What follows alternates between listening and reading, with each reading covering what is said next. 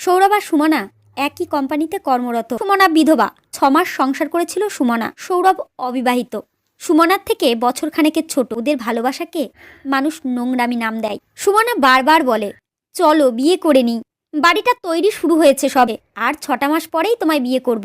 কিন্তু বাড়িটা কমপ্লিট করতে আরও টাকার দরকার। সুমনা কিছু না ভেবেই নিজের সবটুকু সঞ্চয় তুলে দেয় সৌরভের হাতে। সৌরভ বলে, যে রাজপ্রাসাদ বানাচ্ছি তার রানী তো তুমি। 6 মাস কেটে গেছে, সৌরভের বাড়ি তৈরি কমপ্লিট। সুমনা শুনল সৌরভ অন্য ব্রাঞ্চে ট্রান্সফার চাইছে। সুমনা কান্নামাখা গলায় বলে, কেন করছো এরকম? কেন আমাকে ঠকালে? বিধবা মেয়েকে কেনই বা বিয়ে করবো আমি? কি আছে তোমার কাছে? তাহলে তুমিই আমাকে চাইছো না? না, চাইছি না। 1 সপ্তাহের মধ্যে সৌরভ নববিবাহিত স্ত্রীকে নিয়ে ফেসবুকে ছবি পোস্ট করে ক্যাপশনে লিখল, আমার রানী। ফোনটা ধপ করে পড়ে গেল হাত থেকে। তারপর আর কিছু মনে নেই সুমনার।